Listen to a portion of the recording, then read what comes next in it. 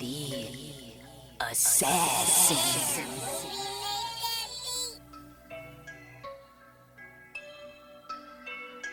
You know I break necks, call me Jack Tate. I have no regrets while your life is fading. I'm a crazy fuck equivalent to Satan. When I'm behind the mic, I feel like the greatest. You know I break necks, call me Jack Tate. I have no regrets while your life is fading. I'm a crazy fuck equivalent to Satan. When I'm behind the mic, I feel like the greatest. What up, y'all? You're listening to Sports Talk with Tropp, and I'm your host, Katie Tropp. Well, before we get into things, I just wanted to let y'all know that there will be no shows next week on Monday or Friday because I'm going on vacation. I'm headed to Las Vegas for the week, and so the next live show will be on Monday, September 8th. So that'll be covering the first weekend of the NFL, which will be exciting. But yeah, no shows next weekend because my bitch ass will be on vacation in Vegas, suckers. But we have a lot of sports to cover today for once because it's the kickoff of college football this weekend, and then we've got the kickoff of pro football next week, and then of course we've got baseball going on. So let's get right into it. Let's start off with baseball and what happened this week. A couple of noteworthy things happened this week in baseball. Beginning on Monday, the Seattle Mariners beat the San Diego Padres 9-6, but that wasn't the big storyline. The actual storyline was Cal Raleigh, the catcher for the Seattle Mariners. He actually hit his 50th home run of the season. That is the most home runs in a season by a catcher in the history of baseball. So that's a big fucking deal. Leads the league in home runs, obviously, and just Cal Raleigh is having an amazingly dominant season. Unfortunately for him, he plays for the Mariners, and they might make the playoffs, but they have no shot at a World Series this year. But his season has been amazing, and it just keeps on. It just keeps going.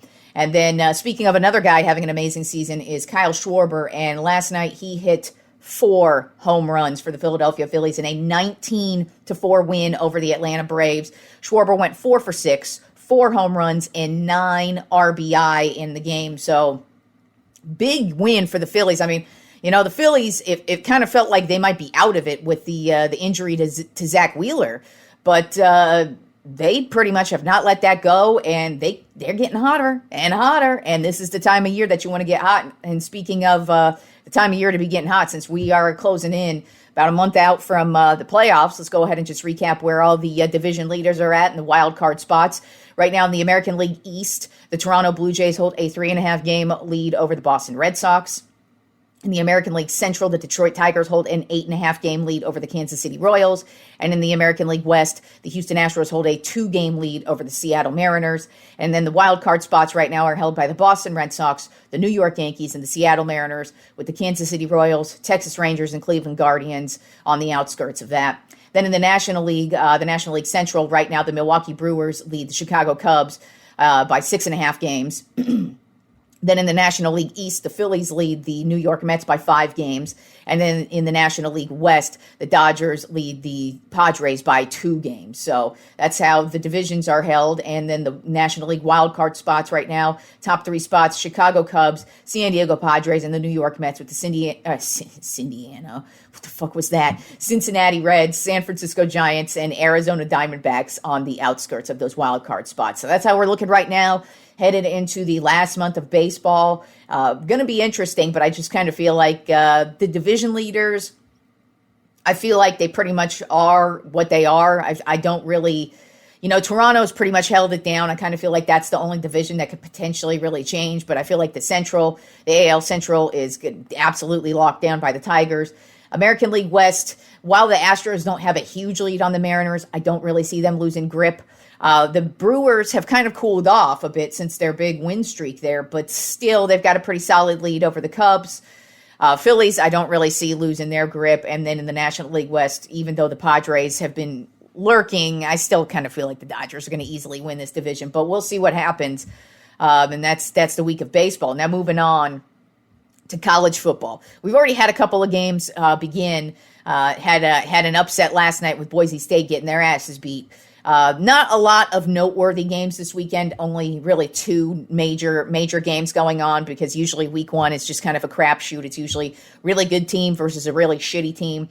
But we do have 2 noteworthy games, beginning with the most especially for me, noteworthy game, is my number one, Texas Longhorns, at number 3, Ohio State. Now, of course, Ohio State are the defending champions, so they are favored in this game. Not by a lot. I think they're only favored by like 1 or 2 points, something like that. So it's not a huge favorite. Both of these teams, powerhouses, both of them are coming off of big seasons. Longhorns had a good year last year, but now this is the year Arch Manning is taking over at the starting quarterback position. And then you turn to Ohio State. They kind of have issues with their quarterback position. So we'll see what happens here. Because, they are the national champions for a reason. So we're coming into a buzzsaw, I believe. This is not going to be an easy game for the Longhorns. But I'm excited. This is how the season starts, and looking forward to the Arch Manning era as a Texas Longhorns fan. And hook 'em horns, motherfucker. But it's gonna be a tough game. But of course, I'm taking the Longhorns because why else? What the fuck? I'm a Longhorns fan. It's week 1. Of course, I'm taking the Longhorns. But it's definitely going to be a good game. Then the other noteworthy game this weekend for college football, we have number 9 LSU at number 4 Clemson. Clemson, they had a couple of years off where they just weren't that good, and now here they are again. LSU, kind of the same. I mean, they've been up there ranked along with other teams, but they just really haven't been the powerhouse that we're used to seeing. So this should be a good game as well. But those are the two most noteworthy games we have on tap for the kickoff of college football this weekend. All right, so let's move on to the NFL and my NFL season predictions. Now, there was some big news yesterday, and got to start off with saying I was wrong. Kind of surprised, but not really, and I'll explain why. So I did think that Micah Parsons was going to get his extension and stay with the Cowboys. I really kind of felt like those trade rumors were trade rumors, just dumbass bullshit from the media, because they do that all the time. Turns out that was not the case. Micah Parsons was traded yesterday from the Dallas Cowboys to the Green Bay Packers for 2 first-round picks and a sack of potatoes, basically. The 2 first-round picks I'm pretty happy with, but the defensive tackle we got, he's just a whatever player, so I'm not really happy about that. But I'm not melting down like the rest of the Dallas Cowboys fans, just because I'm sorry. I actually agree with Jerry Jones not wanting to make Micah Parsons the highest paid player who's not a quarterback in the NFL. Just so y'all know, Micah Parsons is going to be making more money this year than Patrick Mahomes. Patrick Mahomes is the best player in the league right now. He's got Super Bowls. He's been to multiple Super Bowls. He's pretty much the most dominating player in the league. He should actually be the highest paid player in the league. Micah Parsons has won 0 Defensive Player of the Year awards. He has not led the league in sacks, and he's a great defender. I love Micah Parsons. Been a huge fan of Micah Parsons as he's been with the Cowboys, and I wanted them to extend him. But Micah Parsons has never been the best defender in the league his entire career. He has not. He is not on the same level as TJ Watt. He is not on the same level as Myles Garrett. And look at those 2 players. What are those 2 players winning? You do not pay a defensive player that much money. You just don't. Because while, yes, defense can win you championships, it's an entire defense that wins you championships, not one defender who wins you championships. Offense in this league has been proven to matter way more. That's why you pay players like Dak Prescott and CeeDee Lamb top dollar, because you need a top receiver and you need a top quarterback to win a Super Bowl. That is proven, especially the quarterback position. You need at least a capable quarterback to win a Super Bowl. You do not need a defensive end or linebacker to win a Super Bowl. Sorry about you. And I know all Cowboys fans are just melting down over this shit. And like I said, I'm not really happy about it. I expected him to sign the extension, but at the same time, I don't think Micah Parsons deserves to be the highest paid defender in the league. He's not better than Myles Garrett. He is not better than TJ Watt on any level, in any way, shape, or form. Those 2 guys have won Defensive Player of the Year awards. They have led the league in sacks, and they have been game changers for their teams. I seem to recall there was a playoff game a couple of years ago against the San Francisco 49ers in which Micah Parsons completely fucking disappeared. We haven't won anything when Micah Parsons has been there, so I actually agree with the Cowboys not paying Micah Parsons that type of money. Sorry, I just don't agree with it. And by the way, I read a couple of melodramatic, stupid Cowboys fans' tweets yesterday from like actual beat writers and stuff, because pretty much my algorithm is mostly Dallas Cowboys stuff, because that's pretty much all I give a shit about is sports. And so I get a lot of Cowboys stuff, and I pretty much follow every like Cowboys beat writer or somebody affiliated with the Cowboys. And there was some idiot yesterday who was like, me not fan of Cowboys anymore. You know what? If that's the way you operate, please get the fuck out of here. I don't want you on my side. You are a cunt little fan. P.S. They also said they're going to be a Chiefs fan now. You are scum of the earth fucking fan who I absolutely hate. So fuck right off and have fun being a Kansas City Chiefs fan, you fucking bandwagon hopping loser. But, you know, like I said, I actually am not that upset with the Parsons trade. I'm actually more upset because I have a Micah Parsons jersey that now is irrelevant. That's pretty much my biggest gripe with this entire thing. Also, like I said, I'm not really interested in the defensive tackle that we got. I do like the first round picks that we got, but who knows what's going to happen there. But I'm not melting down like the rest of Dallas Cowboys Nation. They're trying to compare this to the Luka Doncic trade, which no, it's not. See, Luka Doncic actually took his team to the NBA Finals. Micah Parsons took us absolutely nowhere. So, yeah, cry about that, retards. But so I'm not melting down like the rest of the Cowboys fans. I'm really not that upset about it. I'm actually really ready to get the season started. And oh, by the way, that does not change my feelings on how I feel like the Cowboys season's going to end up and how I feel the Green Bay Packers season's going to end up. Because by the way, the Green Bay Packers have a terrible offense. So just because they have Micah Parsons means absolutely goddamn nothing. I still think they're going to be a terrible garbage can team because they have no receiving core for Jordan Love to throw to. So how about that? So yeah, Micah Parsons traded. Not extremely happy about it, but also not melting down about it because in my personal opinion, he does not deserve to be the highest paid defender in the league. He just doesn't. But hey, good for him. He got it. I'm glad he got it. I see this both ways. I completely, when it comes to contracts in the NFL, I am never going to be upset at a player who goes after all the money he can get because that's what you got to do in this league. But I'm also not upset at the owners and the GMs and all the actual business people who make business moves because the majority of you idiots have no idea how to even run a business, let alone an NFL team. But how about all you armchair GMs? You get right into it. It's just stupid. So that is the big news that happened yesterday. So now let's get into my NFL season predictions. I'm going to do both the NFC and AFC South predictions, and then I'm also going to do my playoff predictions since I will not be here for a Monday show. I ended with the NFC South and AFC South because these are the two worst divisions, obviously, and really all 8 of these teams, not one of them is a Super Bowl bound team to me. I don't really think any of them are really going to be lighting the league up at all. I feel like there's obviously 2 teams who are going to make the playoffs because somebody has to win these divisions. But I don't look at any of these teams and go, yeah, you are a Super Bowl champion. So let's start off with the NFC South. And the only noteworthy team I feel like in this division is the Tampa Bay Buccaneers. I feel like they're going to come out with an 11-6 record.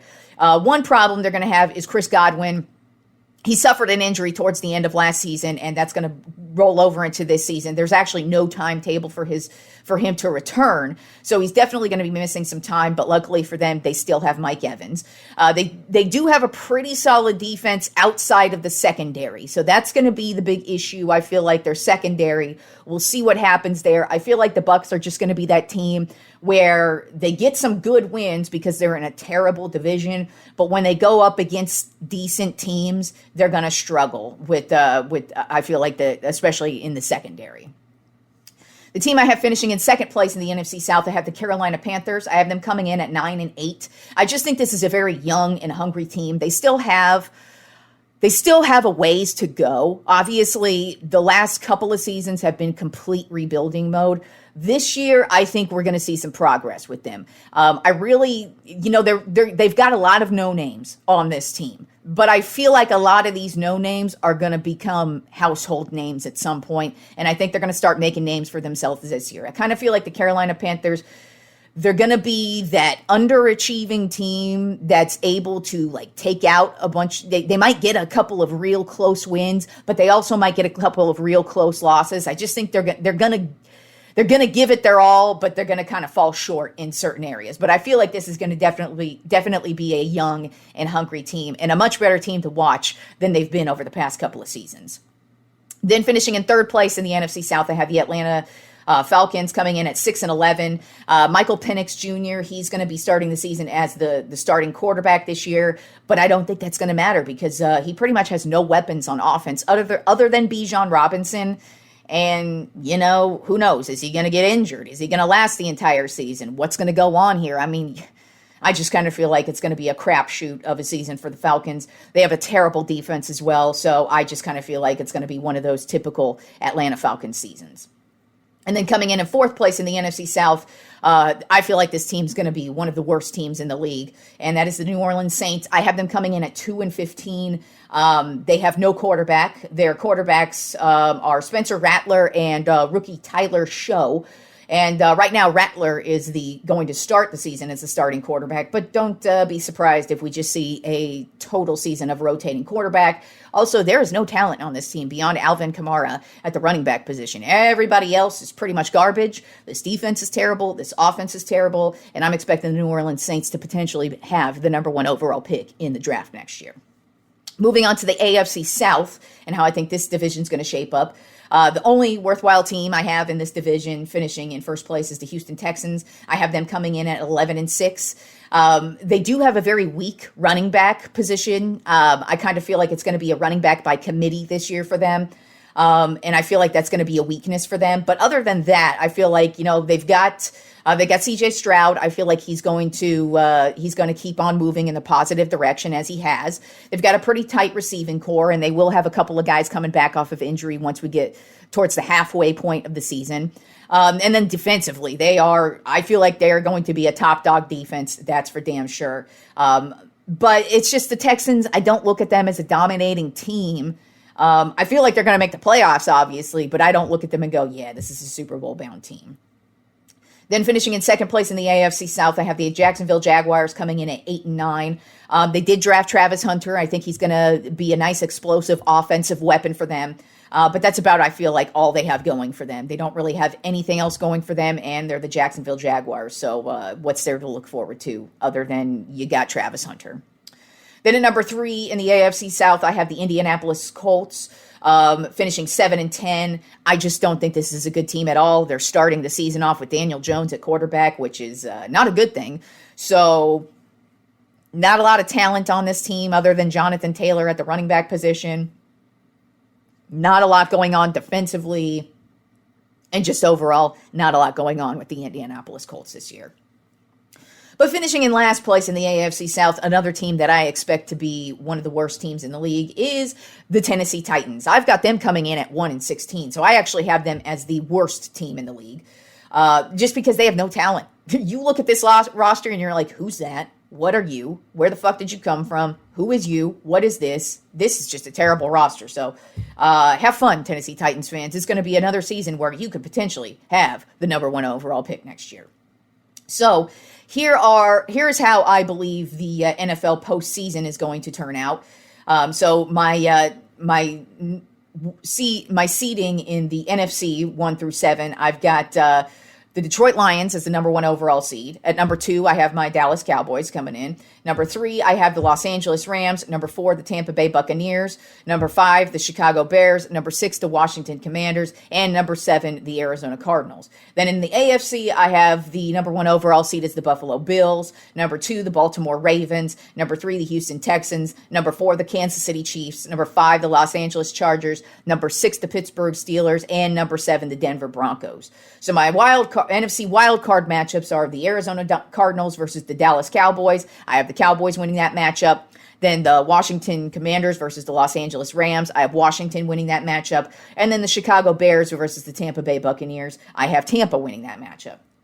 Then my AFC wildcard matchups, I have the Denver Broncos versus the Baltimore Ravens. I have the Ravens winning that matchup.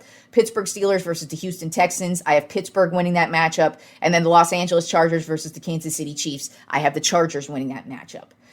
Then my NFC divisional matchups are the Washington Commanders versus the Detroit Lions. I have the Lions winning that matchup. And then the Tampa Bay Buccaneers versus the Dallas Cowboys. I have the Cowboys winning that matchup. Then the AFC divisional matchups, I have the Pittsburgh Steelers versus the Buffalo Bills. I have the Bills winning that matchup. And the Los Angeles Chargers versus the Baltimore Ravens. I have the Ravens winning that matchup. So my NFC Championship game is the Dallas Cowboys versus the Detroit Lions. I have the Lions winning that matchup. And then my AFC Championship game, I have the Baltimore Ravens versus the Buffalo Bills. And I have the Ravens winning that matchup. So my Super Bowl 59 matchup is the Detroit Lions versus the Baltimore Ravens. And I have the Baltimore Ravens winning it all this season. So that's how I have it shaken up. Like I said, that Micah Parsons trade did absolutely nothing to change my mind about the Cowboys, because the thing about the Cowboys is they made all their improvements on offense this season, and that's what I like to see happen. So that's why I didn't change that, but I also don't have them winning the Super Bowl. I have them going to the championship game. But Detroit, I kind of feel like, they're healthy now. A lot of their issues towards the end of the last season was because of a lot of their injuries. So I feel like they've just learned a lot over the last couple of seasons, and it's finally time for them to hit the Super Bowl. Same thing with the Baltimore Ravens. I feel like to me, the Baltimore Ravens are the most complete team overall in football. They've got Lamar Jackson at quarterback, so you've got a solid quarterback. You've got Derrick Henry, arguably the best running back in the league, who could score you points in many, many different ways. You've got Zay Flowers, and you've got Hopkins, who is a fully capable wide receiver. So you've got two solid wide receivers. And then you've got a stout defense and a really smart coach. So I just kind of look at the Ravens as the most complete, overall most complete team. And I just kind of feel like it's their time. I feel like both the Lions and the Ravens, these last couple of seasons have just been building to get here, and it's finally their time to get here. So like I said, my Super Bowl 59 matchup, Detroit Lions, Baltimore Ravens, my Super Bowl 59 champion, the Baltimore Ravens. So that's how I see the season shaking up. We'll see. I mean, we've got a long way to go. It doesn't start till next week. And, since I won't be doing my week 1 predictions because I'll be in Vegas next week, I'm going to give you a spoiler alert right now. Who do you think I'm taking for opening night next week? Thursday night, Dallas Cowboys at Philadelphia Eagles. Opening night of NFL football. Who do you think I'm taking? I'm taking my Dallas Cowboys, of course, motherfucker, because I don't give a shit. Ain't nothing changing with me. So yeah, that's who I'm picking for Thursday night football. I don't know who I'm picking for the rest of the games. Haven't even really looked at it yet, but I'm definitely looking forward to the season, even though it seems like a lot of Dallas Cowboys fans are dumping in their diapers right now. But I really got to say, I get it. I get why everybody finds it amusing when Cowboys fans melt down, because now I've turned into that person who has started to enjoy watching these meltdowns myself. And I'm a Cowboys fan because these meltdowns, it kind of just feels like that's what you just do anyways. I feel like even if the Cowboys win the Super Bowl, Cowboys fans who melt down all the time are just gonna melt down anyways. They're gonna find something to cry about just to melt down, because I just feel like that's the theme of most Cowboys fans these days, is just to melt down over everything because you're melodramatic or whatever the fuck. But I'm just going to enjoy the rest of the season because it just begins. I don't look at this as the end of the world, because like I said, you don't pay a defensive player that much money. They don't deserve to be the highest paid player in the league. Sorry, but they don't, especially over Patrick Mahomes. Take a look at Patrick Mahomes' resume. Take a look at Micah Parsons' resume. And let's compare, because Patrick Mahomes is actually on GOAT level. Micah Parsons is on trajectory for that level, but he ain't there. He ain't there at all. If both of those dudes were to retire today, Patrick Mahomes is a first ballot Hall of Famer, 100%. Micah Parsons, no. He would get into the Hall of Fame eventually. Maybe not, though, because you look at his numbers, those are not numbers that are earth-shattering. But hey, like I said, good for him for getting his money, because that's what he deserves. I thank you, actually, so much for everything that you did while in Dallas. I really appreciate what he did. But I'm not melting down over it. Sorry, not sorry. Like I said, I'm looking forward to this season because I've got the Cowboys going to the NFC Championship game. But you know what? If they don't make it to the championship game, I'm not going to be melting down. You know why? Because I have a life. I have the actual things in life that like legitimately make me happy and stuff. So I don't get emotionally attached to this mental retardation like the majority of y'all. But have fun melting down this weekend. I'm going to have fun looking forward to the season. So, and I'm also going to have a fantastic time in Vegas, smoking a lot of weed, and I'll be watching the Cowboys in Vegas. So I'll be all excited about it because I'm excited about this upcoming season. Because what is better than the beginning of football season? Because guess what? Guess what? This is for all teams. All of us fans today, we all have hope. All of our teams are going to the Super Bowl. So get ready for it, y'all. So enjoy the weekend of kickoff of college football this weekend. Enjoy the kickoff of pro football next weekend. And I will talk to you fools when I get back from Vegas on September 8th. So peace out and hook 'em horns, motherfuckers.